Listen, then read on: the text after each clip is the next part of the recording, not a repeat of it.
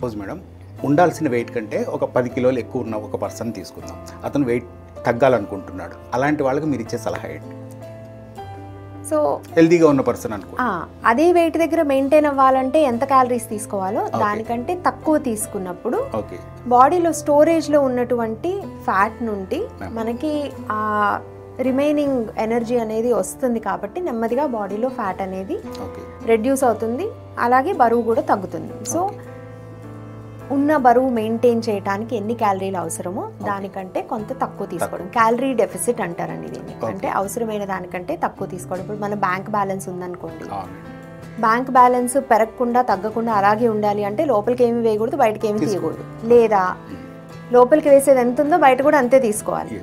Bank balance అంటే మన బరువు అనుకుందాం, అది తగ్గాలనుకోండి, తగ్గాలంటే ఏం చేయాలి, లోపలికి వేసేదానికంటే బయటకు తీసేది ఎక్కువ ఉండాలి. సో మనం ఖర్చు పెట్టేది ఎక్కువ ఉండాలి. శక్తి విషయంలో కూడా అంతే, ఎనర్జీ విషయంలో ఆర్ దాన్ని క్యాలరీస్ అంటారు. క్యాలరీస్ విషయంలో కూడా మనం తీసుకుంటున్నటువంటి క్యాలరీస్ ఆహారం ద్వారా మనకి క్యాలరీ ఇన్పుట్ అంటే లోపలికి వెళ్ళేది ఒకటే సోర్స్ అండి, ఆహారం ద్వారా మాత్రమే లోపలికి వెళ్తుంది.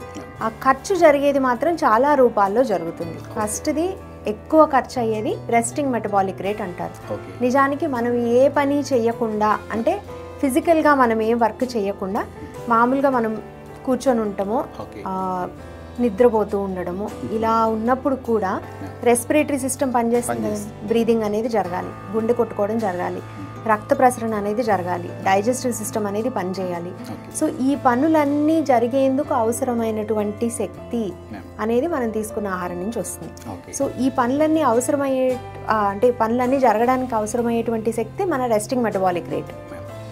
ఇది మాక్సిమం అమౌంట్ ఆఫ్ క్యాలరీస్ ఖర్చు అయ్యేందుకు ఇదే మనకి మెయిన్. ఓకే, దీని తర్వాత ఏదైనా ఫిజికల్ యాక్టివిటీ చేస్తూ ఉన్నట్టయితే కనుక, ఎక్సర్సైజ్ ద్వారా క్యాలరీస్ బర్న్ చేసినట్టయితే కనుక అది ఇంకొంత అవుతుంది.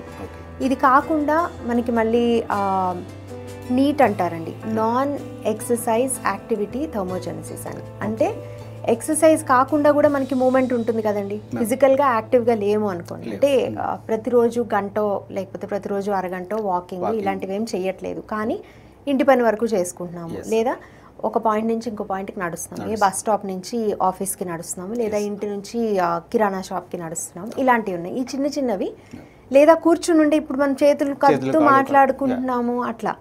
సో ఇది కూడా నాన్ ఎక్సర్సైజ్ యాక్టివిటీ కిందే వస్తుంది అనమాట. సో దీని ద్వారా కూడా కొంత క్యాలరీ బర్నింగ్